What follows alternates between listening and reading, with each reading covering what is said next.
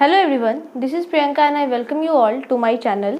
आज की इस वीडियो में हम डिस्कस करने वाले हैं हमारे लाइफ प्रोसेसेस चैप्टर का पार्ट 2 यानी रेस्पिरेशन। हमने आपसे कहा था कि जो हमारा लाइफ प्रोसेसेस चैप्टर है इसमें हमें 4 सिस्टम्स को स्टडी करना है, that is digestive system, respiratory system, transport system या फिर सर्कुलेटरी सिस्टम भी कहते हैं, and last one is excretory system. इन चारों में से हमने एक सिस्टम यानी कि डाइजेस्टिव सिस्टम को डिस्कस कर लिया था। नेक्स्ट पार्ट इज रेस्पिरेशन और रेस्पिरेटरी सिस्टम। ओके, सो इस वीडियो के अंदर हम रेस्पिरेशन को पढ़ेंगे कि रेस्पिरेशन क्या होता है and basically the difference between breathing and respiration, हम उस चीज़ को डिस्कस करने वाले हैं। Alright, so let's start the video. Also अगर आप मेरे चैनल पर नए हैं और अगर आपको मेरी वीडियोज़ पसंद आती हों, अगर आपको हेल्प करती हो in any way, you can go and subscribe to my channel. Also you can like the video if you like it and if the video help you in any way, आप इसको like कर सकते हैं and share कर सकते हैं, ठीक है। So let's start the chapter. Respiration. Respiration क्या होता है? Respiration is basically related to breathing, या हम कह सकते हैं कि हम interchangeably यूज़ कर लेते हैं breathing and respiration जो word है। तो हम बेसिकली क्या कहते हैं कि inhalation of oxygen and exhalation of carbon dioxide, यानी ऑक्सीजन अंदर लेना एंड कार्बन डाइऑक्साइड को बाहर छोड़ना रेस्पिरेशन कहलाता है। लेकिन ये जो रेस्पिरेशन वर्ड है ये गलत नहीं है, ये हम कह सकते हैं ऐसा, लेकिन ये जो रेस्पिरेशन वर्ड है that is a more complex term, ठीक है। यानी रेस्पिरेशन के अंदर ब्रीदिंग इन्वॉल्व होता है, ठीक है। ब्रीदिंग जो पार्ट है हमारा that is basically the inhalation of oxygen and exhalation of carbon dioxide, यानी कि जैसे ही हम ऑक्सीजन को हमारी बॉडी के अंदर लेते हैं और फिर कार्बन डाइऑक्साइड को छोड़ते हैं, so that very part is called breathing, ठीक है। लेकिन जो रेस्पिरेशन है वो मोर कॉम्प्लेक्स प्रोसेस है। रेस्पिरेशन के अंदर क्या होता है कि ब्रीदिंग यानी इनहेलेशन ऑफ ऑक्सीजन के बाद वो ऑक्सीजन हमारे बॉडी में जाता है, हमारे सेल्स तक पहुंचता है, और सेल्स तक पहुंचने के बाद वो क्या करता है, फूड को ब्रेक डाउन करता है। बेसिकली जो फूड हमने डाइजेस्टिव सिस्टम में जो पढ़ा था कि assimilated food is used for 2 purposes, तो दैट फूड यानी that assimilated food is broken down for obtaining energy, ठीक है। तो ये जो प्रोसेस है हमारा फूड का ब्रेक डाउन होना ताकि एनर्जी का प्रोडक्शन हो सके, सो इस कंप्लीट प्रोसेस को हम रेस्पिरेशन कहते हैं, ठीक है। आई होप कि आपको समझ में आ रहा होगा। जो ब्रीदिंग है हम ऐसा नहीं कह सकते कि ये गलत है, ऐसा बोलना गलत नहीं है, लेकिन वो जो inhalation of oxygen and exhalation of carbon dioxide that is called breathing, वो सिर्फ ब्रीदिंग है, यानी लंग्स के अंदर ऑक्सीजन जाना एंड कार्बन डाइऑक्साइड का निकलना, दैट इज़ ब्रीदिंग।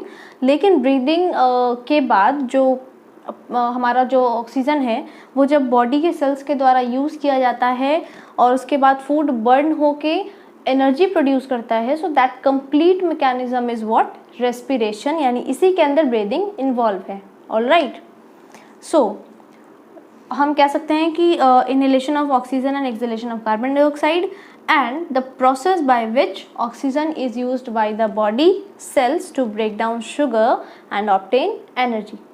अब हम एनर्जी को ऑब्टेन कैसे करते हैं, तो हमने लास्ट वीडियो यानी जब हमने ह्यूमन डाइजेस्टिव सिस्टम को डिस्कस किया था तो हमने क्या पढ़ा था कि जो एसिमिलेटेड फूड है, एसिमिलेशन आपको याद होगा कि एब्जॉर्ब्ड फूड क्या होती है, बॉडी के अलग अलग सेल्स में जाती है और फिर वो 2 पर्पस के लिए यूज़ की जाती है। पहला क्या होता है, that assimilated food is used for obtaining energy, ठीक है, यानी एसिमिलेटेड फूड का यूज़ किया जाता है एनर्जी को ऑब्टेन करने के लिए, जो बेसिकली रेस्पिरेशन के प्रोसेस में होता है फूड बर्न होके।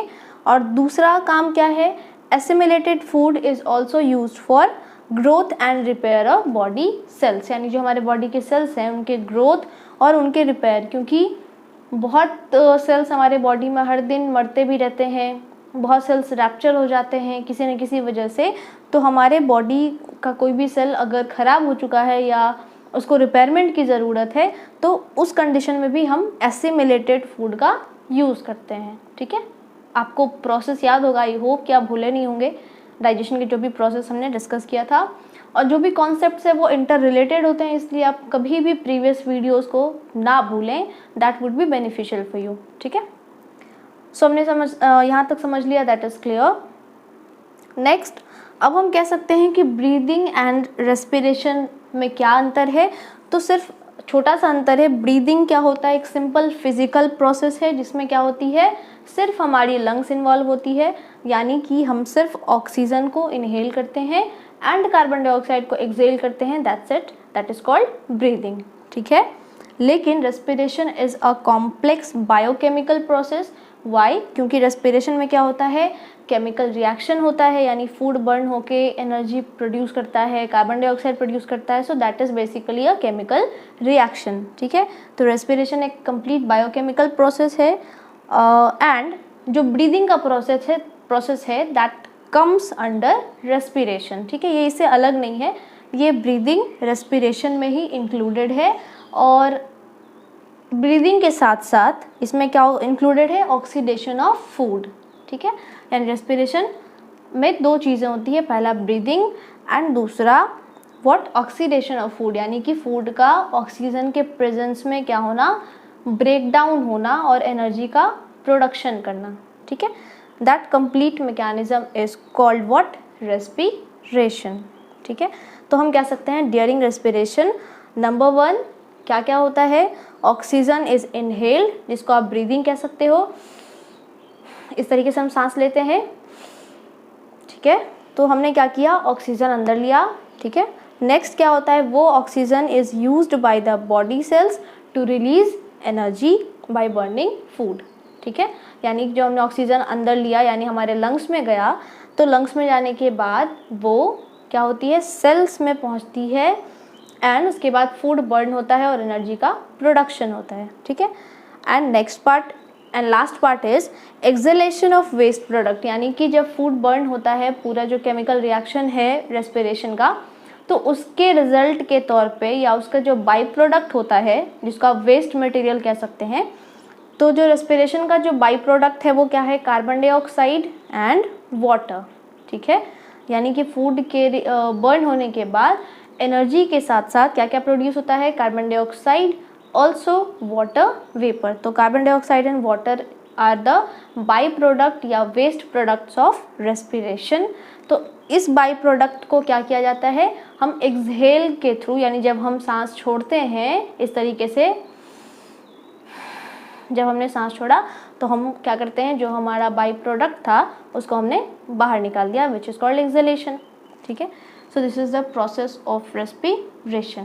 All right, so the process of respiration can be represented as food plus oxygen combines to form carbon dioxide, water and energy, यानी food and oxygen combine करते हैं, दोनों का chemical reaction होता है, उसके बाद क्या form होता है, carbon dioxide, water and energy. ठीक है, so the process of respiration takes place inside the cells, that is why it is also called cellular respiration. respiration का process cells के अंदर होने की वजह से उसको हम cellular respiration भी कहते हैं। also it is essential for life. respiration हमारी life के लिए बहुत ज़्यादा important है। क्यों? क्योंकि जितने भी life processes हम करते हैं उन सभी life processes को करने के लिए हमें जो energy की requirement होती है, that energy comes from respiration, therefore it is very essential. ठीक है, now we will study what, how energy released during respiration is stored, यानी respiration के टाइम पे जो energy release होती है वो कैसे store करते हैं हम। ठीक है, so the energy produced in the cells is not entirely used, so it is stored in the form of ATP molecules in the cells of our body, यानी कि जो एनर्जी रेस्पिरेशन के टाइम पे प्रोड्यूस की जाती है वो सभी एनर्जी हम एक बार में यूज़ तो नहीं करते। ठीक है, तो उसमें से जो एनर्जी यूज्ड अप होती है हमारे बॉडी के द्वारा, उसके अलावा जो एनर्जी बच जाती है उस एनर्जी को हम क्या करते हैं, एटीपी के फॉर्म में अपने सेल्स में स्टोर कर लेते हैं। ठीक है, अभी एटीपी क्या है और हम एटीपी के फॉर्म में कैसे स्टोर करते हैं, let's see. The energy released during respiration is used to make ATP molecules, यानी कि ये जो ATP है, ATP को हम energy currency of the cell कहते हैं। क्या होता है, रेस्पिरेशन के टाइम पे जो एनर्जी हमने प्रोड्यूस की, वो एनर्जी हमारे बॉडी में जिस काम के लिए चाहिए हमने उसको क्या किया, उस एनर्जी को यूटिलाइज कर लिया। जो एनर्जी बच जाती है या एक्स्ट्रा जो एनर्जी होती है वो हम ATP के फॉर्म में स्टोर करते हैं। एटीपी कैसे फॉर्म होता है, ठीक है। तो एटीपी जो है वो हमारे सेल्स में 3 तरह की चीज़ें पाई जाती है।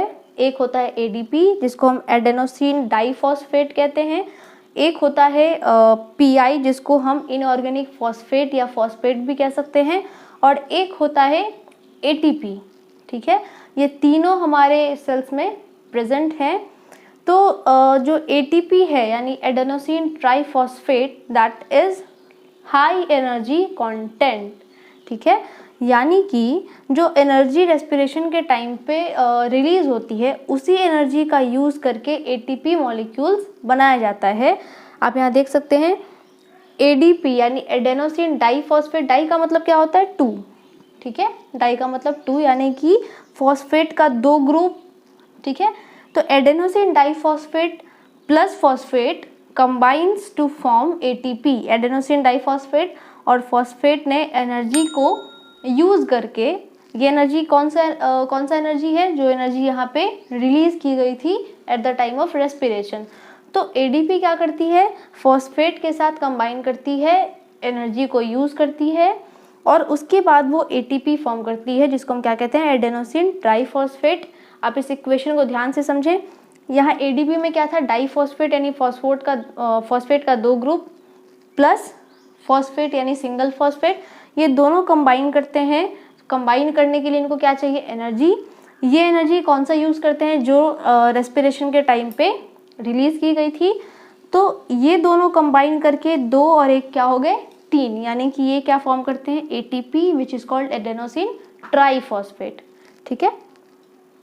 So this is the form of energy, यानी एटीपी जो है वो क्या है, फॉर्म ऑफ एनर्जी है।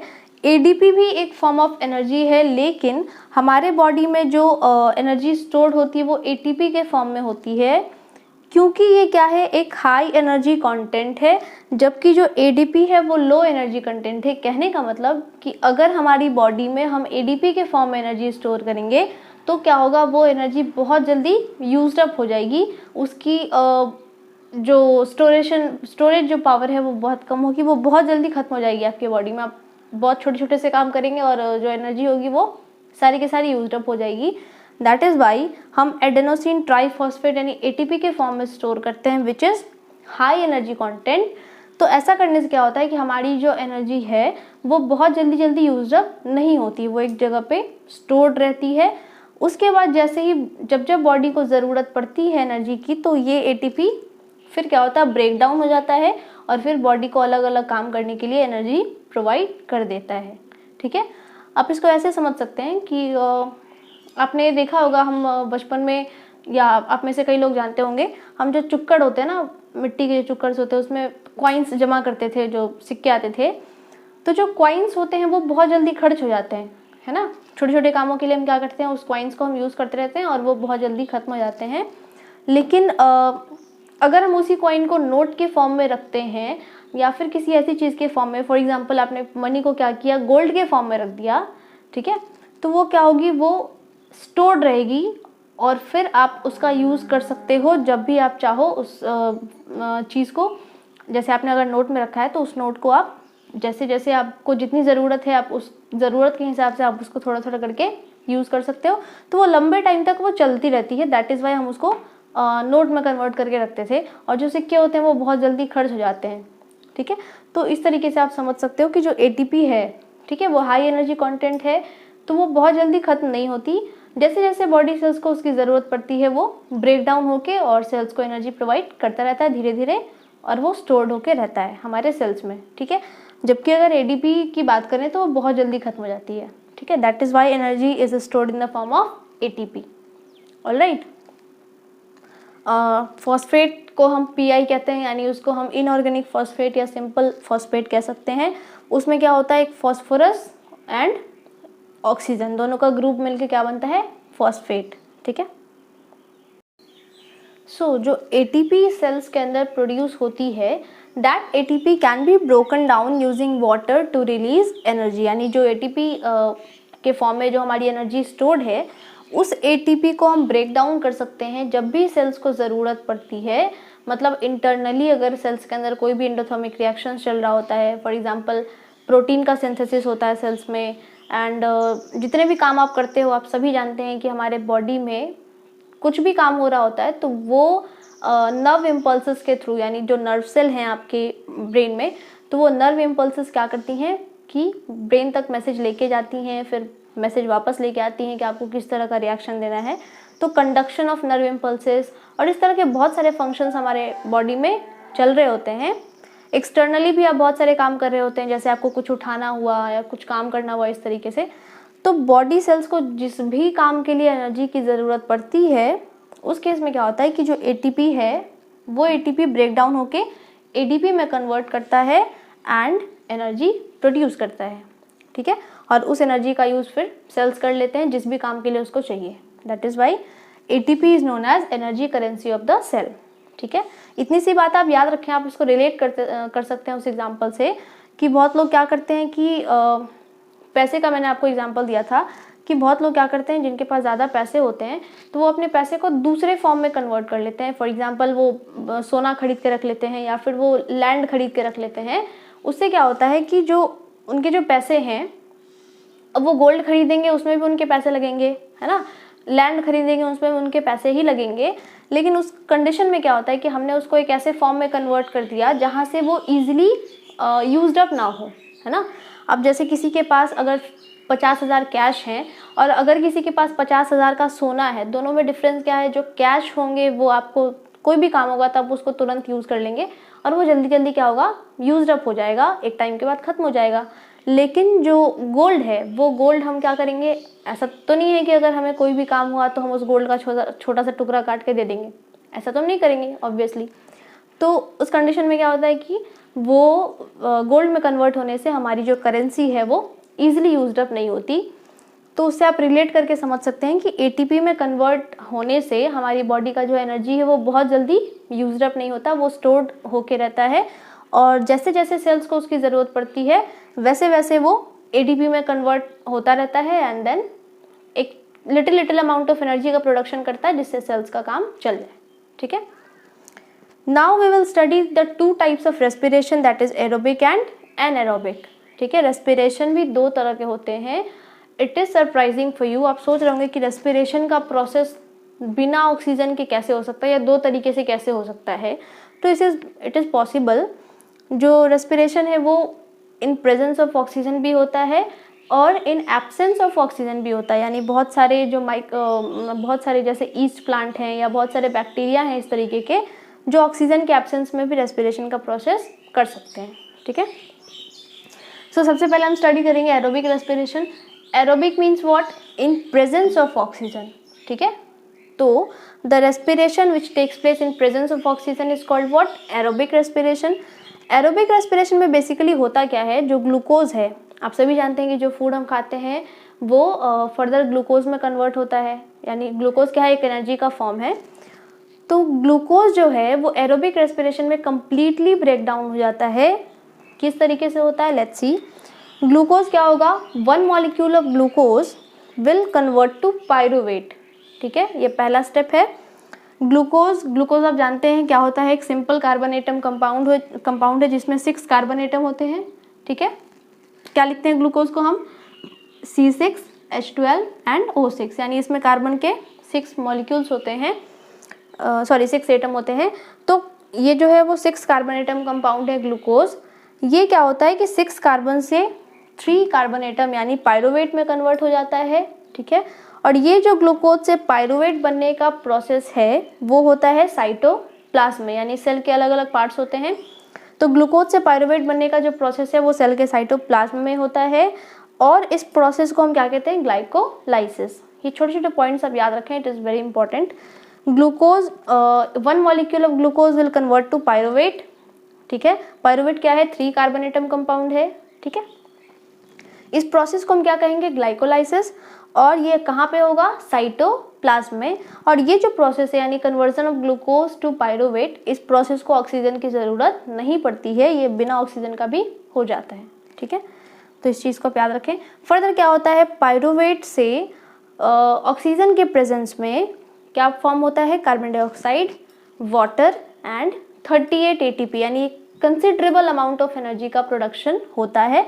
एरोबिक रेस्पिरेशन में, क्योंकि एरोबिक रेस्पिरेशन में फूड कम्प्लीटली ब्रेक डाउन हो जाता है।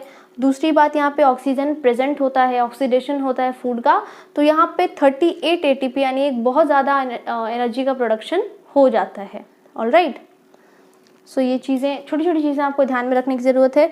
जैसे ग्लूकोज से पायरोवेट जो प्रोसेस है वो होगा साइटोप्लाज्म में, लेकिन जो पायरोवेट से carbon dioxide plus water form होता है वो कहाँ होता है? माइटोकॉन्ड्रिया में। दैट इज़ वाई माइटोकॉन्ड्रिया को हम power house of the cell भी कहते हैं। ठीक है, ये दो चीज़ क्लियर हो गई। So all the organisms which obtain energy from aerobic respiration can not live without oxygen. ये बात आप सभी जानते हैं कि जो भी ऑर्गेनिज्म एरोबिक रेस्पिरेशन से अपनी एनर्जी को ऑब्टेन करते हैं वो विदाउट ऑक्सीजन सर्वाइव नहीं कर पाएंगे, क्योंकि जब उनके बॉडी में ऑक्सीजन नहीं जाएगा तो उनके सेल्स के अंदर जितने भी फंक्शंस हो रहे हैं वो कभी हो ही नहीं पाएंगे and the organism will not be able to survive.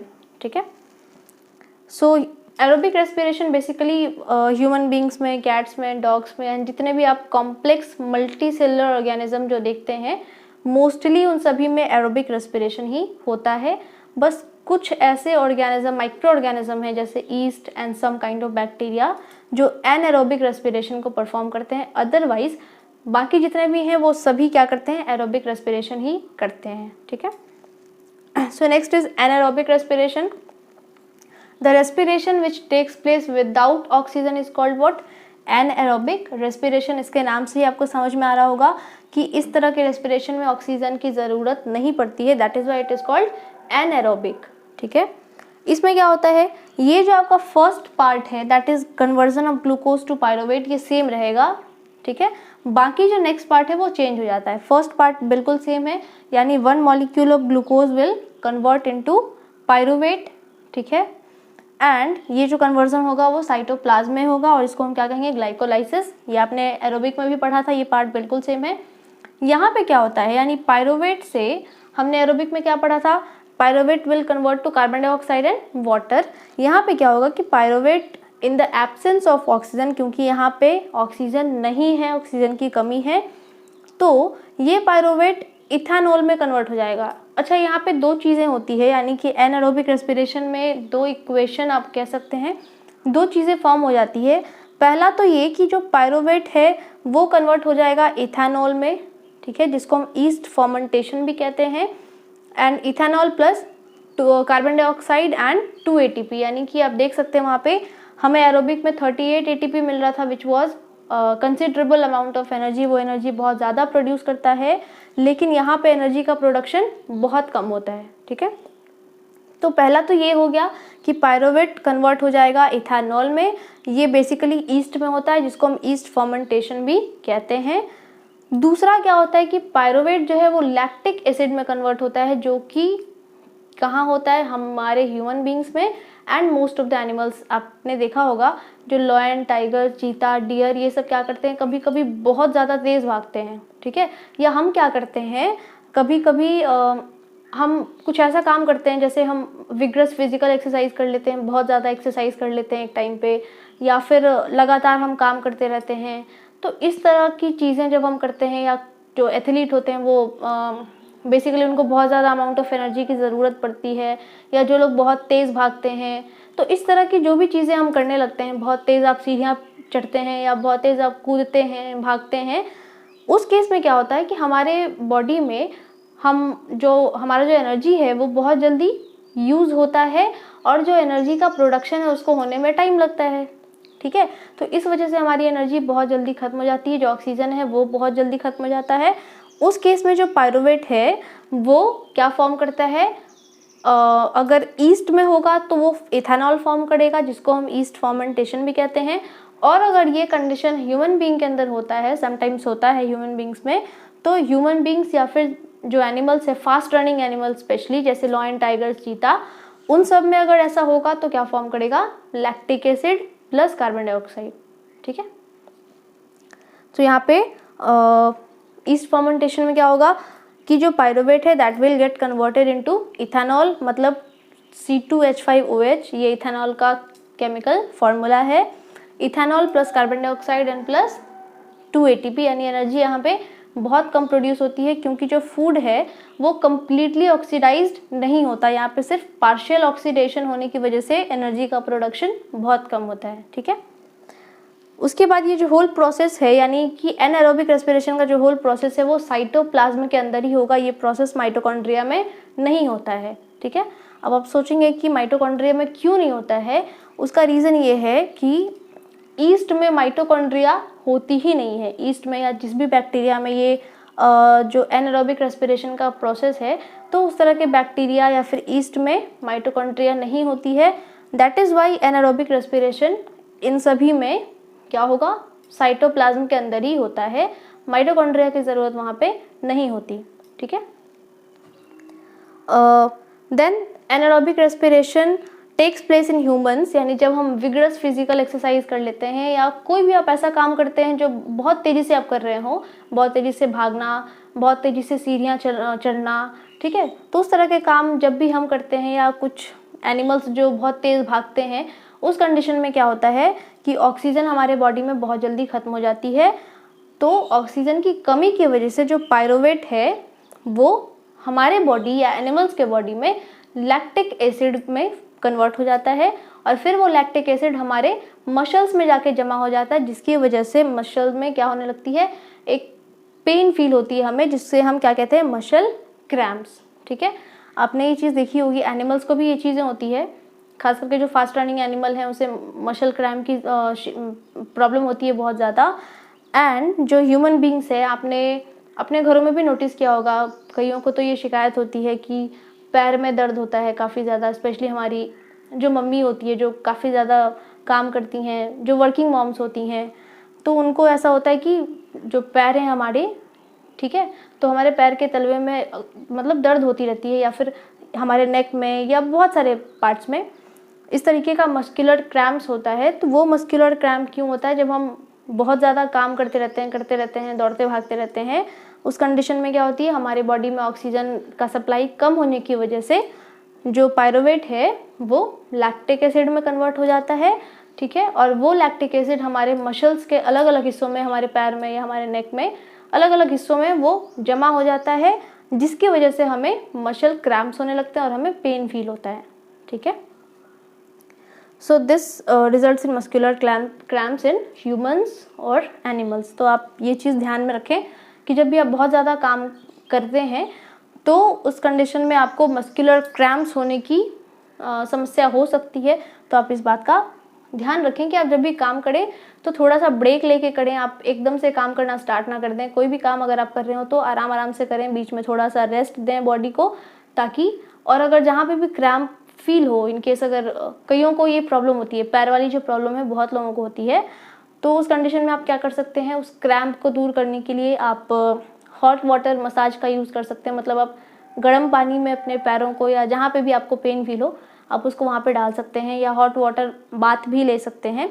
उससे क्या होता है, ब्लड का सर्कुलेशन इम्प्रूव होता है, यानी उस पार्ट को ऑक्सीजन मिलता है, और फिर उस ऑक्सीजन से जो हमारा फूड है वो कार्बन डाइऑक्साइड में कन्वर्ट हो जाता है, और फिर हमारा पेन धीरे धीरे करके ठीक हो जाता है।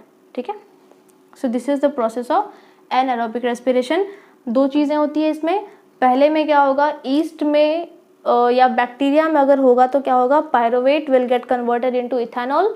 ठीक है, एंड अगर ह्यूमन बींग्स में समटाइम्स ऐसा होता है, या फिर एनिमल्स में होता है, तो उस केस में जो पायरोवेट है वो कन्वर्ट हो जाएगा किसमें, लैक्टिक एसिड में। ठीक है, तो एनारोबिक रेस्पिरेशन को हम किस तरीके से लिख सकते हैं, यानी जो एनारोबिक रेस्पिरेशन ह्यूमन बींग में होगा उसको हम कैसे लिख सकते हैं, ग्लूकोज, ये जो पहला वाला पार्ट है वो सेम रहता है, यानी glucose will get converted to pyruvate.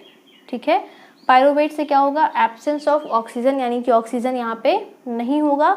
Absence of oxygen में क्या फॉर्म करेंगे, 2 लैक्टिक एसिड प्लस 2 ATP, यानी यहाँ पे जो एनर्जी का प्रोडक्शन है वो बहुत ज़्यादा कम होती है, और ये जो प्रोसेस है वो मस्कुलर टिश्यू में होती है। ठीक है, यानी कि एनिमल की जब बात करें तो एनिमल्स में जब पायरोवेट लैक्टिक एसिड में कन्वर्ट होगा तो ये मस्कुलर टिश्यू में होगा, यानी हमारे बॉडी सेल्स के अंदर माइटोकॉन्ड्रिया हैं, लेकिन इस प्रोसेस में माइटोकॉन्ड्रिया इन्वॉल्व नहीं होता है। ठीक है। माइटोकॉन्ड्रिया का इन्वॉल्वमेंट सिर्फ और सिर्फ एरोबिक रेस्पिरेशन में ही होता है, एनएरोबिक रेस्पिरेशन में माइटोकॉन्ड्रिया इन्वॉल्व नहीं होता है, ठीक है। तो एनिमल्स में जब एनारोबिक रेस्पिरेशन होता है तो मस्कुलर टिश्यू में होता है, एंड अगर हम ईस्ट प्लांट की बात करें, ईस्ट में या बैक्टीरिया में जब होता है तो वो कहाँ होता है, होल प्रोसेस साइटोप्लाज्म में ही होता है, ठीक है। फिर अगर हम डिफरेंस की बात करें, एरोबिक और एनारोबिक के बीच में कुछ डिफरेंसेस को हमने समझा, क्या क्या डिफरेंस होते हैं। सबसे पहला डिफरेंस होता है aerobic respiration takes place in presence of oxygen, anaerobic respiration takes place in absence of oxygen. Second क्या होता है कि एरोबिक रेस्पिरेशन में complete break down of food, यानी कि food is completely broken down, ठीक है। यहाँ पे क्या होता है, partial break down of food, यानी फूड पार्शियली ब्रेक डाउन होता है जिसकी वजह से एनर्जी का प्रोडक्शन बहुत कम होता है। तीसरा, इसके जो एंड प्रोडक्ट होते हैं, यानी कि एरोबिक रेस्पिरेशन में क्या फॉर्म होगा, carbon dioxide and water. Anaerobic के जो एंड प्रोडक्ट होंगे या बाई प्रोडक्ट जो होंगे वो क्या होंगे, ईस्ट में एथेनॉल एंड कार्बन डाइऑक्साइड, और ह्यूमंस में या फिर एनिमल्स में क्या होगा, लैक्टिक एसिड, ठीक है। एंड एरोबिक में क्या होता है, प्रोड्यूसेस कंसिडरेबल, यानी बहुत ज़्यादा एनर्जी प्रोड्यूस होती है एरोबिक रेस्पिरेशन में। एनारोबिक में क्या होती है, प्रोड्यूसेस मच लेस एनर्जी, यानी कि एनारोबिक रेस्पिरेशन में एनर्जी का प्रोडक्शन बहुत कम होता है, ठीक है। These are the few differences. I hope this video is clear to you, this topic is clear to you as well. अगर आपको ये वीडियो पसंद आई हो, अगर आपको समझ में आया हो रेस्पिरेशन, तो प्लीज़ वीडियो को लाइक करें, शेयर करें इसे अपने दोस्तों के साथ, फैमिली मेम्बर्स के साथ, जिसके साथ भी आप चाहें शेयर कर सकते हैं। ऑफकोर्स आप मेरे चैनल को सब्सक्राइब कर सकते हैं अगर आपको मेरे वीडियो से कुछ भी हेल्प मिलता हो तो। Thank you so much for watching the video. See you all in the next video, जहाँ पे हम डिस्कस करेंगे रेस्पिरेशन इन प्लांट्स। फर्दर हम डिस्कस करेंगे रेस्पिरेशन इन ह्यूमन बींग्स, यानी human respiratory system. Thank you.